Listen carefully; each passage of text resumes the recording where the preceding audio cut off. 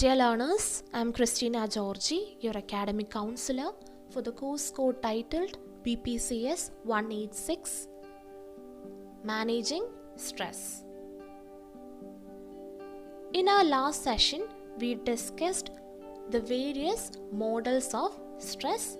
Remember, that was part 1 of this particular video series on the various models of stress.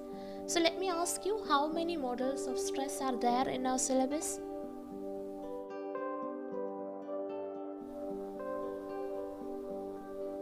Yes, correct. There are 7 models of stress. How many have we covered so far? As part of part 1, we have already covered 3 models of stress. Remember these 3 models, which are they? When we see a snake, we might respond in 2 ways. Which are these 2 ways? We may either fight the snake or fly from the snake. Yes, this response is called fight or flight response. Correct. Thereafter, we moved on to Hans' model of stress. What is that called? GAS. Do you remember the full form? General Adaptation Syndrome. Correct. So there are some stages in this particular model. Remember them? How many stages are there? I'll give you options. Oh yes, correct. She has given the correct answer. There are 3 stages and you need to study the names of these stages also. The first stage deals with alarm reaction. The second stage is that of resistance. Correct? Correct, Sumaya. And the last stage is that of exhaustion. Correct. And remember to study these figures also. They'll ask you in particular to draw the figures with respect to these stress models. Remember that. And the third model that we studied is, yes, the cognitive appraisal model. Remember, the cognitive appraisal model states that as the individual faces a stressful situation, they carry out appraisal of the situation in terms of primary and secondary appraisal. I hope you remember the primary and secondary appraisal as well. Alright, now let's focus our attention towards the next model of stress, that is the 4th model, that is the PE-FIT model. Person, Environment, Fit model. Do you know who proposed this model? It was Harrison and Kaplan in the year 1982. We already studied Kaplan in our previous session, remember? So what's the main assumption of this model? Let's go check it out. The main assumption of the PE-FIT model is that individual differences exist with regard to needs and abilities. Yes, we all know that people differ on the basis of their needs and abilities. True.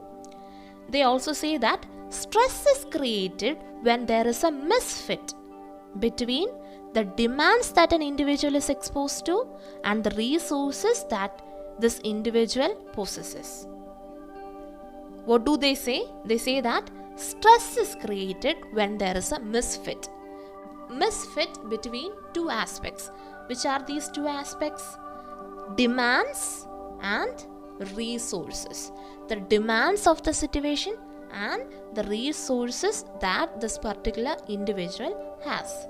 We can explain this using an example. An employee who is well prepared for one of the most important presentations in his or her organization will look at this as an opportunity and not as a threat. Therefore, this employee will not be experiencing any significant stress.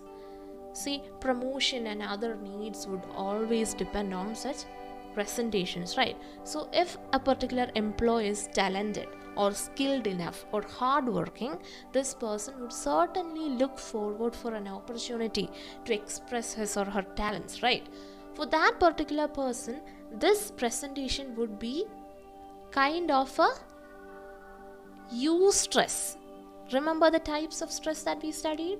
Yes. And hence, we can say that he won't feel significant amount of stress for that matter, because he's already prepared and he is capable and he has the resources in order to fit the demand of the situation. What is the demand of the situation? That is, this employee should make a presentation. So consider, on the other hand, another employee is not much prepared. He or she is not confident enough in his or her talent. Or we can say that this person has not worked hard, on he or she is not capable. We can say that talent, capabilities, etc. differ from person to person, right? One person might be more capable than another person. For that matter, let's assume that this employee 2, is not much capable, and hence this person will develop a considerable amount of stress. Do you follow me? Why is this happening? This is because the demands of the environment are high. That is, this person should make a presentation which this person would find very difficult. And this employee feels that he or she does not possess adequate resources or the ability to carry out this particular presentation. And it will be because of this aspect that this person will experience stress. So that is about the person environment fit model. Not every person will fit into a particular environment, right? So the survival of the fittest, we must have studied that also. So this is what is happening here. Individual differences exist with regard to needs and abilities, and Kaplan and Harrison say that stress is created when there is a misfit between the demands that an individual is exposed to and the resources that he or she possesses. So if this particular individual possesses the resources that is needed for the present demand, will this person experience stress? Let me check if you have understood. No. Yes, correct. Correct, Rahul. Yes. So at the same time, if an employee named X, okay, let's name the employee as X.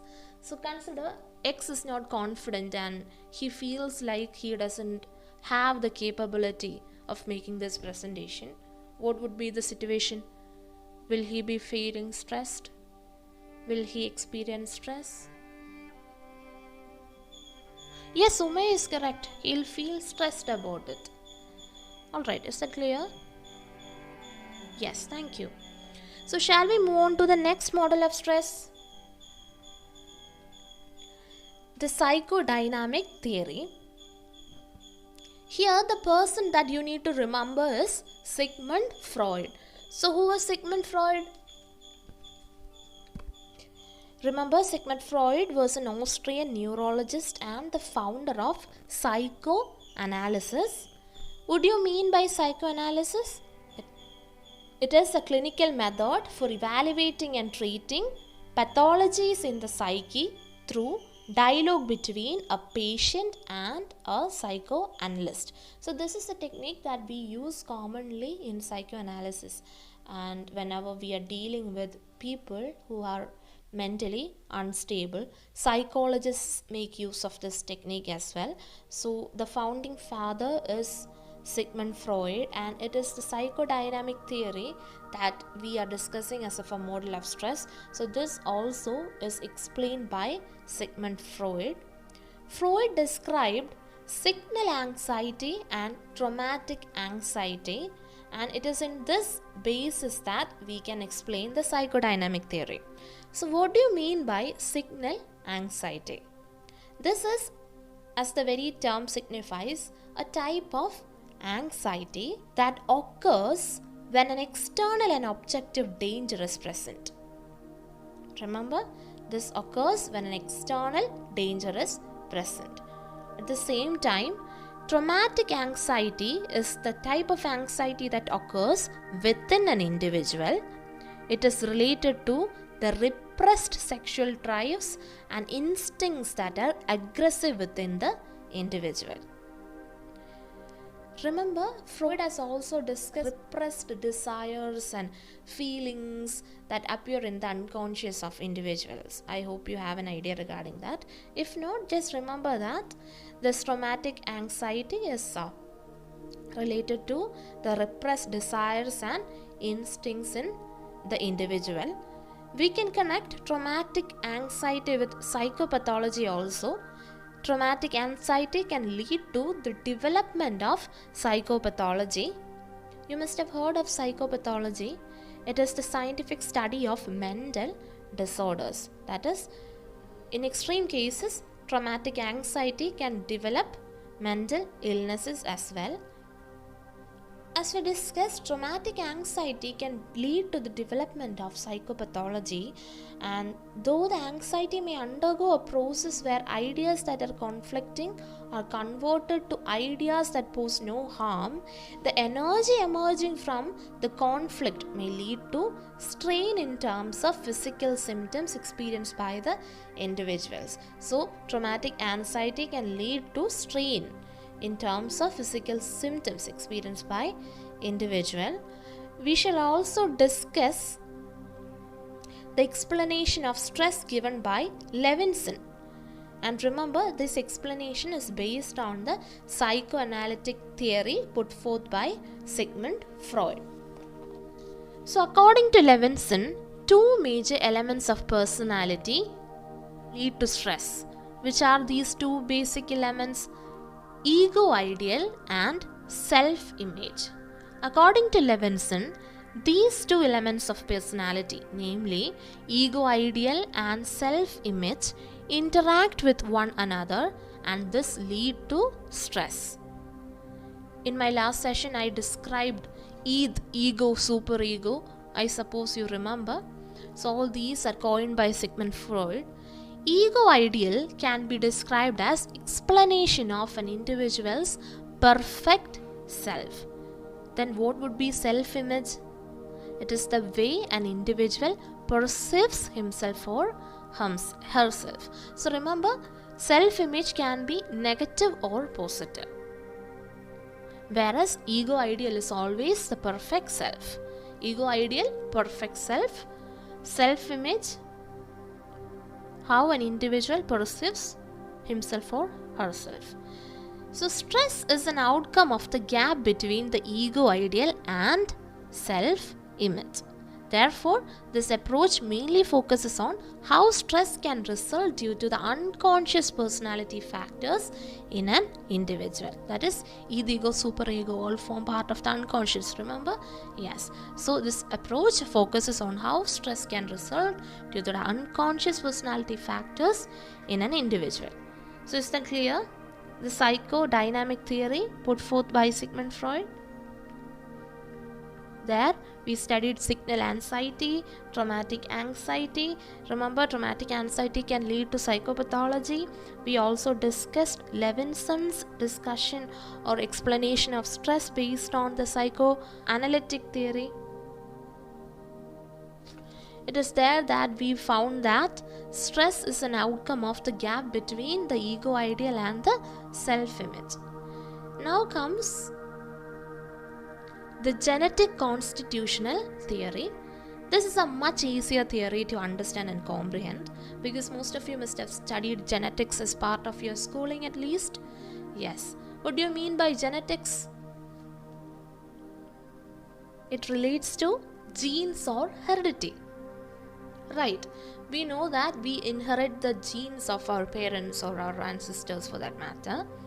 So the main focus of this theory is on how stress is resisted and coped with the help of genotype and phenotype. So what do you mean by genotype and phenotype? How are these two terms different? Just remember that genotype refers to the genetic constitution of an individual. Your heritable genetic identity, the sum total of genes transmitted from your parent to yourself. This can be the genotype. So what would be the phenotype? Phenotype refers to the physiological characteristics of the individual. So this includes the observable characteristics that can be measured in lab.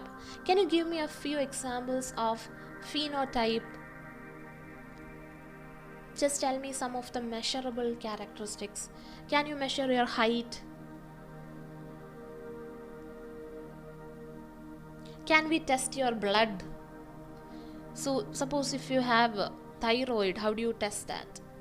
You go to the lab and make measurements regarding the hormone levels, right? Yes. So all these are your phenotypes. Yes. Now let's move on to the last model of stress, that is the diathesis stress model. So what did we study in our genetic constitutional theory? We studied that genetic predisposition can make an individual prone to stress. That is, how stress is resisted and coped depends on the genotype and phenotype of the individual. But here in the diathesis stress model, we focus on the role of both genetics and environment in determining whether the individual will experience stress or not. Remember the two factors involved: one, genetics, and two, environment. So this theory proposes that heredity and environment go hand in hand and complement each other in determining stress. To give you an example, an individual may experience breathing problem when he or she is exposed to prolonged high levels of stress.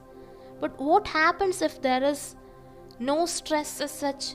In the absence of any stress, this individual may not experience any breathing difficulty, despite of the breathing problem being genetic in nature. This person was asthmatic by birth or maybe as part of heredity. Nevertheless, as the situation was better, as the stress was not present, he or she ceased to experience breathing problem. So when you write these models, it is mandatory to mention the examples as well. So remember to mention examples, and if there are diagrams, you need to draw the diagrams as well. Is that clear?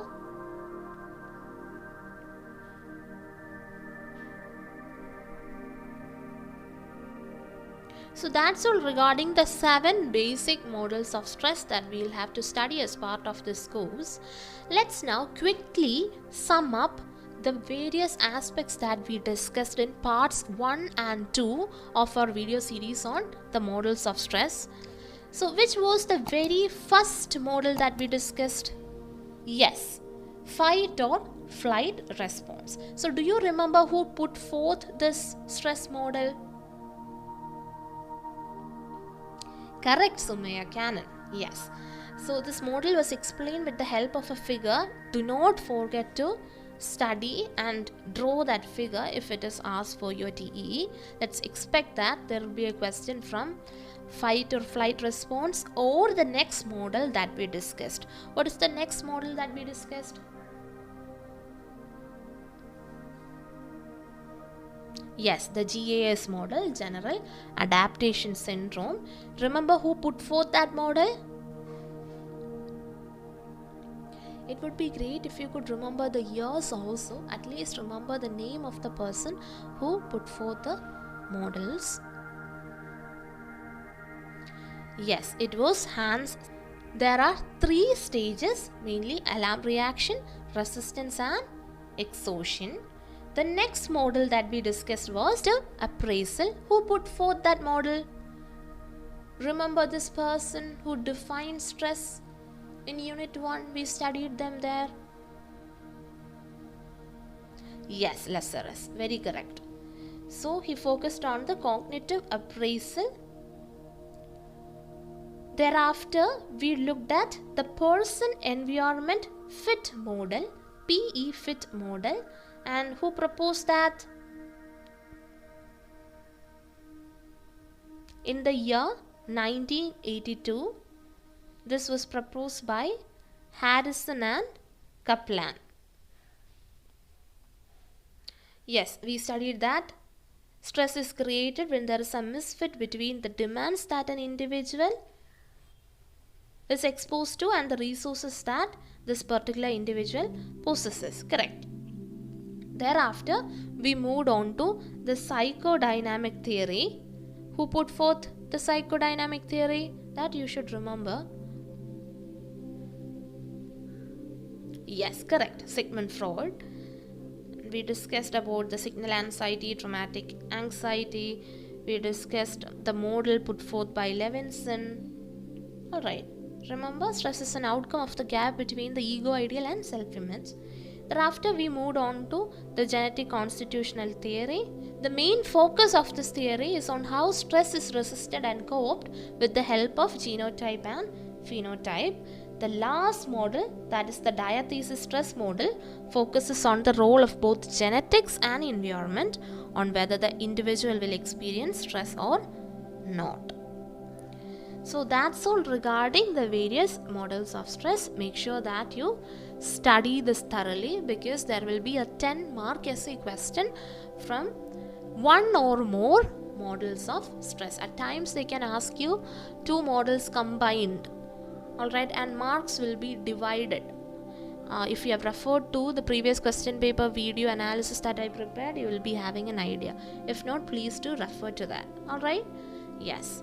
Next, we will move on to Unit 3, tilt factors contributing to stress proneness. We will discuss that in our next session.